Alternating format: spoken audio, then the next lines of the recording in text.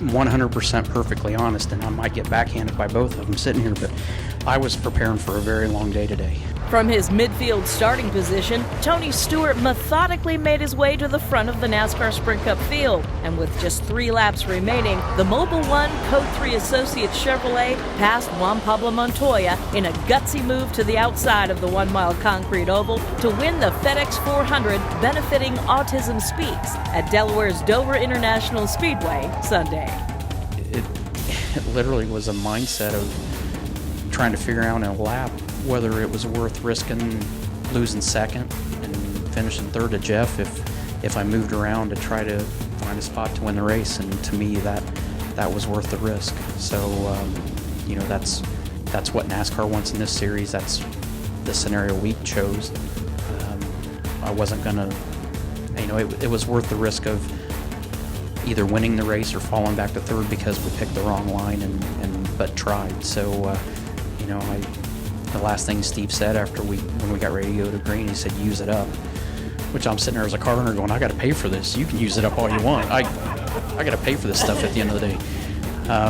But I knew what he meant. Montoya valiantly attempted to hold off the hard-charging Stewart Haas Racing driver, but had to settle for second in the Chip Ganassi Racing with Felix Sabates' Energizer Chevrolet.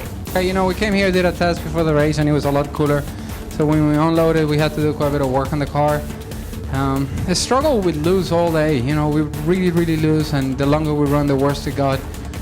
And I don't know, it was a bit of a hit and miss. One of the runs on the green, we decided to, we made a couple of big changes on the car, and the car just took off, came to life, and it came to life at the right time. It's a shame, there at the end I was way too loose, and I just couldn't hold Tony off. Jeff Gordon needed to pit the AARP credit cards from Chase Chevrolet, but the 7th and final caution that flew with 24 laps to go arrived at just the right time to help the Hendrick Motorsports 4-time champ earn third. We just got fortunate there where we only had a few laps on the tires, and we decided to stay out.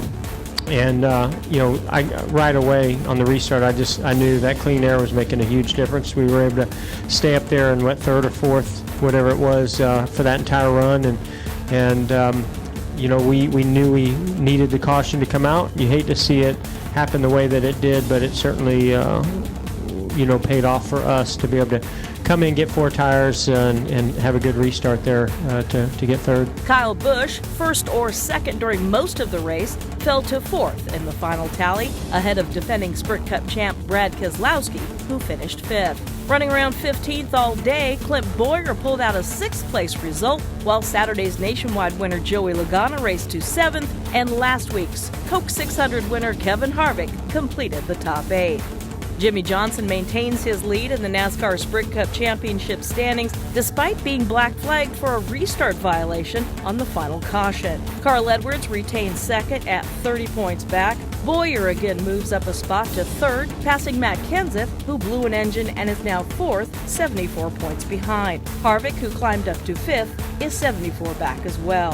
The NASCAR Sprint Cup Series treks to the Tricky Triangle, Pennsylvania's Pocono Raceway, next Sunday, June 9th.